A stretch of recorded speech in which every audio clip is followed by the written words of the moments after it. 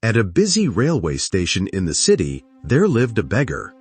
He survived by asking passing train passengers for spare change. One day, while doing his usual rounds, he noticed a tall, well-dressed man. The beggar thought, "This man looks rich. If I ask him, he'll probably give me more than most." He approached and asked for money. But the man looked at him and said, "You're always asking from others. Have you ever given anything to anyone?" The beggar replied, "Sir, I'm just a beggar. I have nothing to give." The man smiled and said, "If you can't give, you have no right to ask. I'm a businessman. I believe in give and take. If you have something to offer, then I'll give you something in return." With that, the man boarded the train and left. Those words stayed in the beggar's mind. Maybe I don't get much because I never give anything back, he thought. But what could a beggar possibly give? For 2 days, he searched for an answer. On the third day, he noticed flowers blooming near the station. An idea struck him. What if he gave flowers to anyone who gave him money? That day, as he begged, he handed out flowers in return. Passengers appreciated the gesture and smiled as they took them.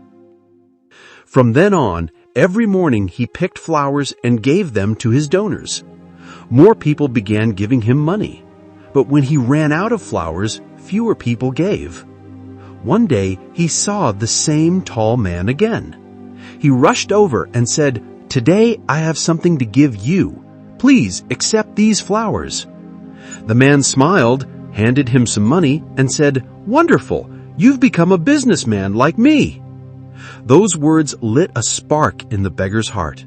He realized he was no longer just a beggar. He was in business. 6 months later, at the same station, 2 well-dressed men met. One said, "Do you remember me?" The other replied, "No, I don't think so."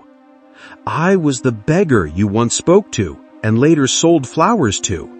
Today, I'm a successful flower merchant." He explained, "You taught me the rule of give and take. People weren't giving me charity. They were buying the flowers I offered.